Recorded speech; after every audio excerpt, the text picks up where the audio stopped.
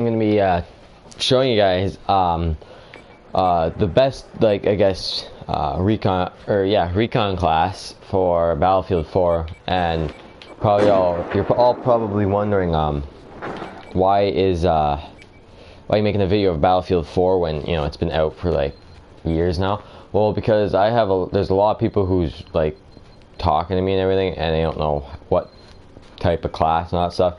And me and my friend Riley, who like made the channel and crap, we usually just snipe a lot, and we're not bad at it. And plus, when it comes to medium to close range map, medium to close range sniping, sorry, we're really good at. So that's what that's what I'm gonna be talking to you today. Riley's not here today, so this could be from, like, I guess I'm gonna make a video. This could be like, I'm gonna start with like the normal type of sniping, and if you're going like in a team deathmatch and you want to snipe but you want to have it like close range, then I'm gonna show you how to do that too. I don't really do that, but I know how to make the class. So first things first is the sniper rifle. And for the sniper rifle, I go with the 338 Recon, which is by far my favorite gun yet. I don't know about the other ones, like this one right here or anything else, like so the SR 338. It's pretty much the same, just the stability, sorry, is down by like just barely. You can barely see it go down, but it is. And the other ones, like, I don't like a gun that everything goes down.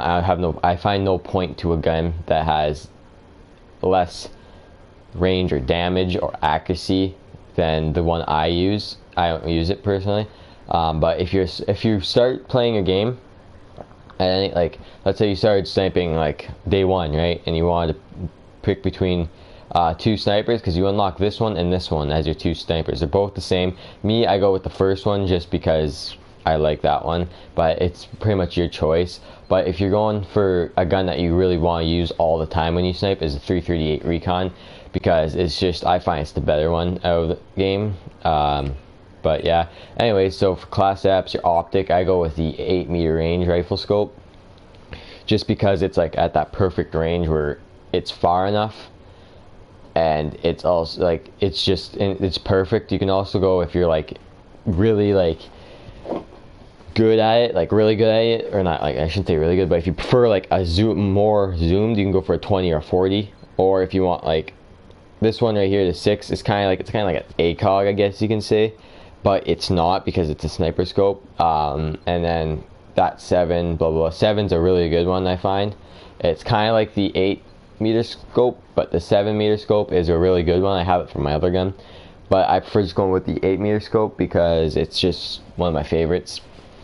And so yeah, accessories.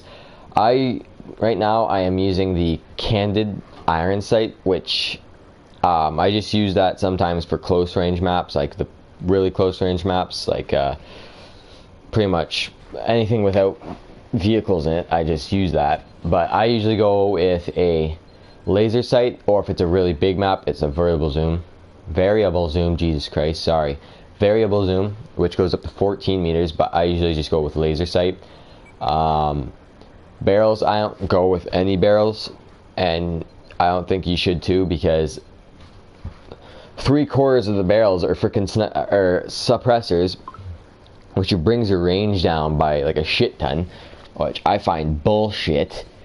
The muzzle brake, that brings your stability up, but your accuracy down, which I again don't like. And then that one just brings your accuracy down, which again, there's no point of putting it on. But all the suppressors are all the same. They just look different and they're stupid. Anyways, to whatever this word is, auxiliaries, or whatever I don't even know what the fuck that is. Anyways, it's you can go with none if you want, if you really want, but I don't know. Bipod is only good when you're playing long range and you're laying down. Other than that, it just fucks you up.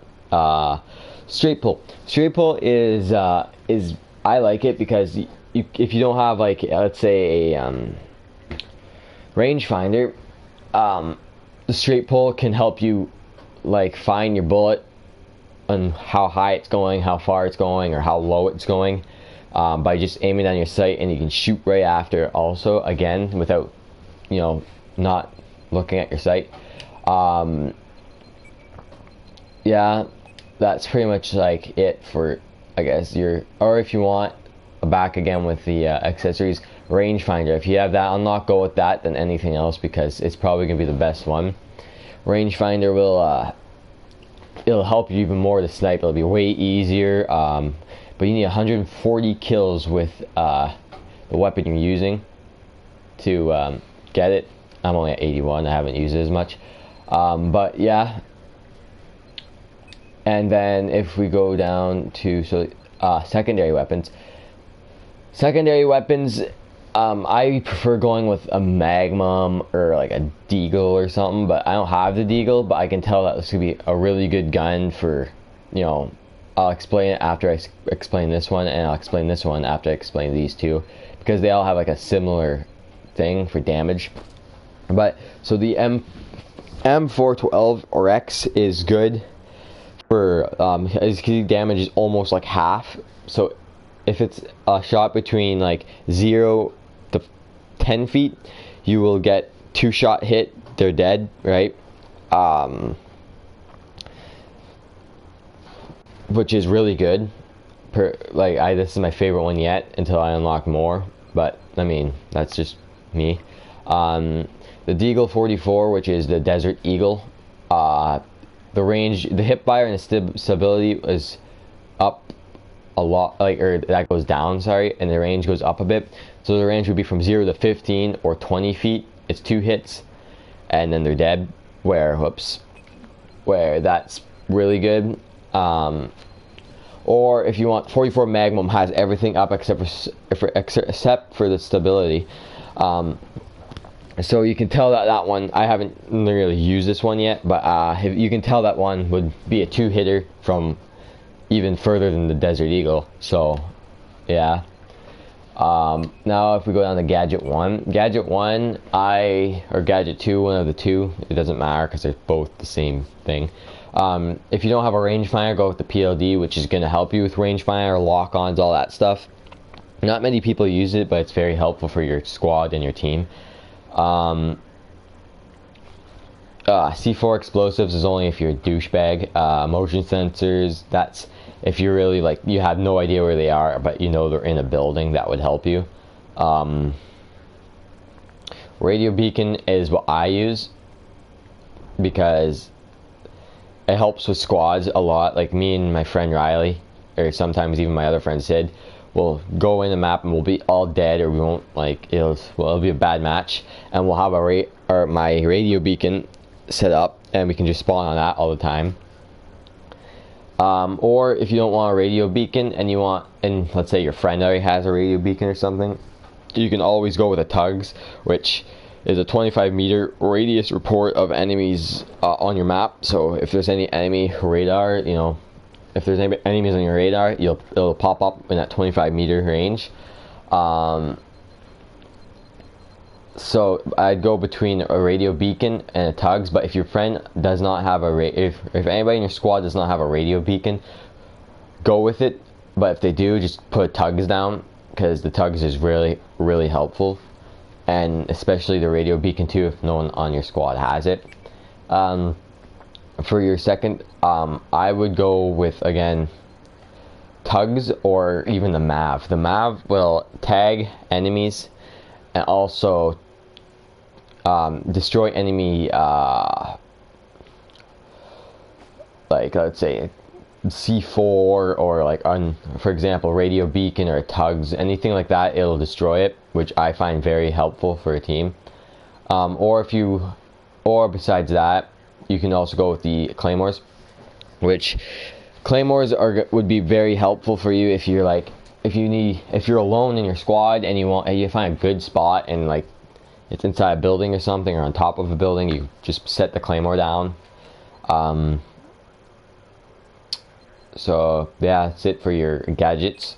Grenades, I like going with either the frag or the incendiary grenade, because the M34 incendiary grenade helps with your like if there's anybody inside a building and you can just throw that in and it'll make them get fall back and get out of the room if they're in a tiny room. And plus, at the same time, it gets their damage low, so it's always going to be a one hit if they run out that room and you hit them. With the frag, it's the same thing, but they have they'll have a better reaction time to a grenade because it'll take a while to, go off. And sometimes they'll run out of the room with full health and they'll take 2 shots maybe.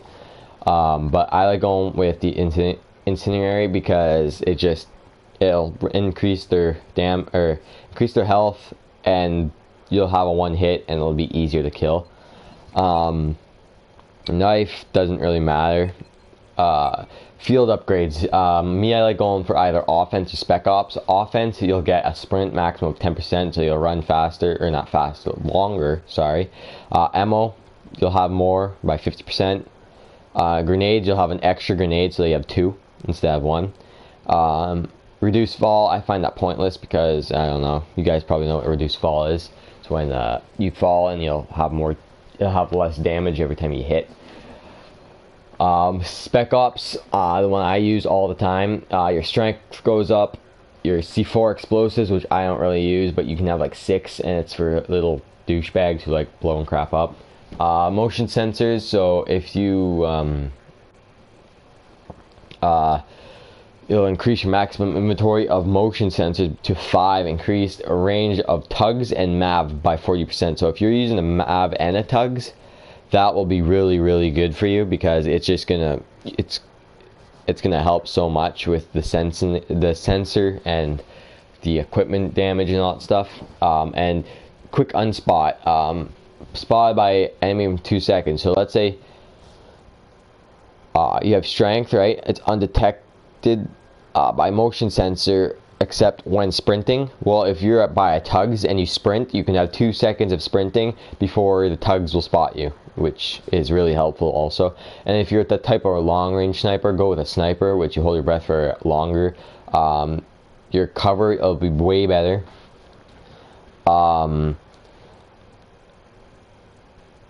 I reduce time by enemy spotted for 2 seconds again.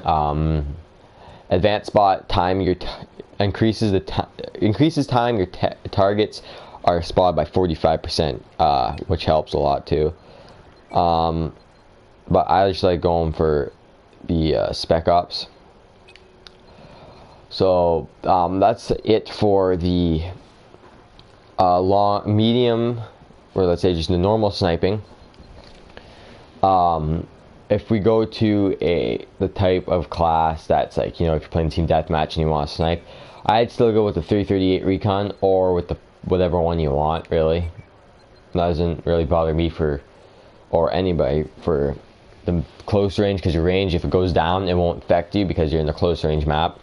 But I just like staying with the same gun just to rank it up. And for scopes, it depends what type of map you're in. If you're in a small map, but not small, oh my god, small enough map to be, shooting with a close range scope, go with the ACOG. I only have the ACOG unlocked, but I can tell that one's probably the best one, because in other Battlefield games I used the rest of these and I don't like them. ACOG is probably my favorite just for the medium range.